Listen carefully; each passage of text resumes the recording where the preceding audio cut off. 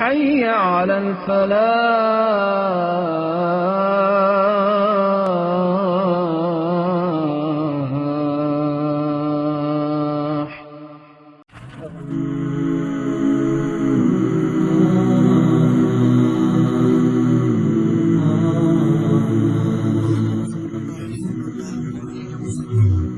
کبھی سوچا ہے کہ کچھ مقدس تحریروں میں ایک ہی آیت بار بار کیوں دہرائی جاتی ہے؟ کیا یہ صرف بات پر زور دینے کے لیے ہوتا ہے یا اس کے پیچھے کوئی بہت گہری حکمت چھپی ہے؟ آج ہم قرآن کی سورہ المرسلات کی گہرائی میں جائیں گے اور دیکھیں گے کہ کیسے ایک آیت کی تکرار ایک ایسی زبردست دلیل بناتی ہے جو سوچنے پر مجبور کر دیتی ہے۔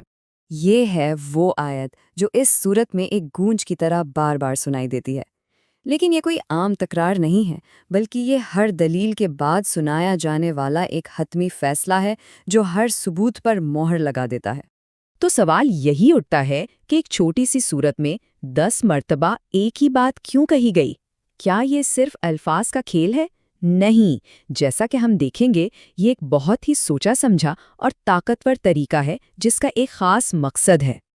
یہ تکرار اصل میں ان لوگوں کے لیے ہے جو ضدی ہیں، جو تکبر میں ہیں اور صرف دلیل سے نہیں مانتے۔ ان کے لیے ہر ثبوت کے بعد یہ یاد دہانی ضروری ہے کہ ان کے انکار کا نتیجہ کیا نکلے گا۔ یہ بالکل ایسا ہے جیسے ہر دلیل کے بعد انہیں آئینہ دکھایا جا رہا ہو۔ تو یہ دلیل بنتی کیسے ہے؟ سورت 3 الگ الگ بہت طاقتور زاویوں سے ثبوت پیش کرتی ہے، اور ہر ثبوت کے بعد وہی فیصلہ کن آیت دہرائی جاتی ہے، جیسے ہر دلیل کے بعد ایک باب بند ہو رہا ہو اور حساب کتاب فائنل ہوتا جا رہا ہو۔ پہلا ثبوت آتا ہے فطرت کی زبردست طاقت سے۔ ذرا سوچیں، ہوائیں جیسے بے لگام گھوڑے چھوڑ دیے گئے ہوں۔ یہی ہوائیں زندگی بھی دیتی ہیں، بادلوں کو ہانک کر لاتی ہیں اور بارش برساتی ہیں، اور یہی ہوائیں تباہی کا طوفان بھی بن سکتی ہیں جو سب کچھ تہس نہس کر دیں۔ یہ دوہرا پن خود اس بات کی نشانی ہے کہ کوئی بہت بڑی طاقت ہے جو ہر چیز کو کنٹرول کر رہی ہے۔ اچھا، فطرت کی نشانیوں کے بعد اب دلیل کا رخ ہوتا ہے انسانی تاریخ کے ان سچے واقعات کی طرف جنہیں جھٹلایا نہیں جا سکتا۔ یہ ہمیں یاد دلاتا ہے کہ ماضی میں کیا ہو چکا ہے اور تاریخ کا سبق کتنا سخت ہو سکتا ہے۔ یہاں ایک مستقل پیٹرن نظر آتا ہے۔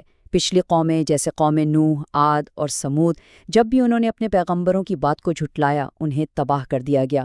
یہ مجرموں سے نمٹنے کا خدا کا وہ طریقہ ہے جو کبھی نہیں بدلتا۔ پیغام بالکل صاف ہے، تاریخ خود کو دہراتی ہے اور خدا کا قانون سب کے لیے ایک جیسا ہے۔ اور اب دلیل کا رخ باہر کی دنیا سے ہٹ کر ہمارے اپنے اندر کی طرف ہوتا ہے۔ آخری اور سب سے ذاتی ثبوت آسمانوں یا تاریخ کی کتابوں میں نہیں، بلکہ خود انسان کے اپنے وجود میں ہے۔ سورت ہمیں ہماری اپنی شروعات یاد دلاتی ہے، ایک معمولی سے پانی کے قطرے سے ہماری تخلیق، جسے پھر ایک محفوظ جگہ یعنی ماں کے پیٹ میں رکھا جاتا ہے، ایک مقررہ وقت کے لیے۔ یہ پورا عمل ایک ایسے خالق کی بے مثال طاقت اور ذہانت کو ظاہر کرتا ہے جس نے ہمیں بہترین شکل میں بنایا۔ یہاں منطق بہت سادہ اور واضح ہے۔ اگر کوئی خالق اتنی معمولی چیز سے اتنی پیچیدہ اور خوبصورت مخلوق بنا سکتا ہے تو اسی مخلوق کو مرنے کے بعد دوبارہ بنانا اس کے لیے بھلا کیسے مشکل ہو سکتا ہے؟ یہ دلیل سیدھا یوم حساب کے انکار کی جڑ پر چوٹ کرتی ہے۔ اب جب سارے ثبوت سامنے رکھ دیے گئے ہیں تو سورت اپنے کلائمیکس پر پہنچتی ہے۔ اب دلیل نہیں دی جا رہی، بلکہ اس دن کی تصویر کھینچی جا رہی ہے جس کا وعدہ کیا گیا ہے، اور یہ تصویر انتہائی ہیبت ناک اور تباہ کن ہے۔ منظر بہت تیزی سے بدلتا ہے، ایک کے بعد ایک کائناتی تباہی۔ سب سے پہلے ستارے، جن کی روشنی ہمیشہ سے ہماری راتوں کا حصہ رہی ہے، وہ بے نور ہو جائیں گے، ان کی روشنی چھین لی جائے گی۔ پھر وہ آسمان، جسے ہم ہمیشہ سے ایک مضبوط اور محفوظ چھت سمجھتے آئے ہیں، وہ پھٹ جائے گا۔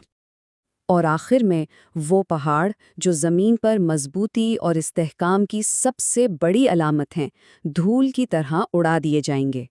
یہ کائنات کے موجودہ نظام کا مکمل اور حتمی خاتمہ ہے۔ تو اس زبردست کائناتی تباہی کے بعد کیا ہوگا؟ ایک حتمی فیصلہ۔ اب دو بالکل الگ الگ انجام دکھائے جاتے ہیں جن کے درمیان کوئی تیسرا راستہ نہیں ہے۔ یہ فرق اتنا صاف اور دل دہلا دینے والا ہے ایک طرف جھٹلانے والے ہیں جنہیں 3 شاخوں والے دھوئیں کے سائے کی طرف بھیجا جاتا ہے، ایک ایسا سایہ جو نہ ٹھنڈک دیتا ہے نہ آگ کی تپش سے بچاتا ہے۔ دوسری طرف خدا سے ڈرنے والے ہیں جو ٹھنڈے سایوں اور بہتے چشموں کے درمیان اپنی پسند کے پھلوں سے لطف اندوز ہو رہے ہیں۔ اس دن جھٹلانے والوں کی بے بسی اپنے عروج پر ہوگی۔ آج دنیا میں جو لوگ بڑی فصاحت سے بحث کرتے ہیں اور سچائی کا مذاق اڑاتے ہیں، اس دن ان کے منہ بند کر دیے جائیں گے۔ انہیں نہ بولنے کی اجازت ہوگی اور نہ ہی کوئی بہانہ پیش کرنے کی۔ اور اب سورت اپنے آخری چیلنج کی طرف آتی ہے، ایک ایسا خطاب جو سیدھا انکار کرنے والوں سے ہے۔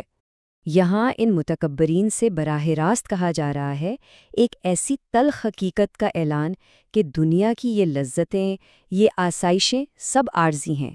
تو ٹھیک ہے، تھوڑی دیر اور کھا لو اور لطف اٹھا لو، لیکن یہ چند لمحوں کا مزہ مجرم ہونے کی حقیقت کو نہیں بدل سکتا۔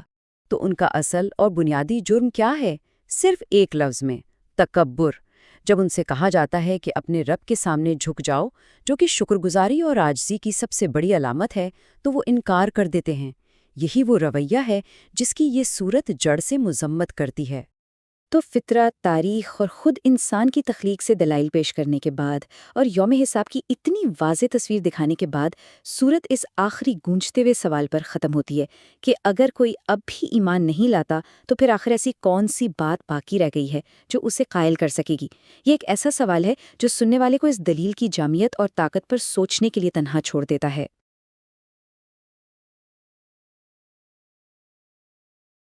امام مالک رحمہ اللہ تعالیٰ کا قول ہے، دنیا میں کوئی ایسا شخص نہیں ہے کہ جس سے اختلاف نہ ہو سکے سوائے آپ صلی اللہ علیہ وآلہ وسلم کے۔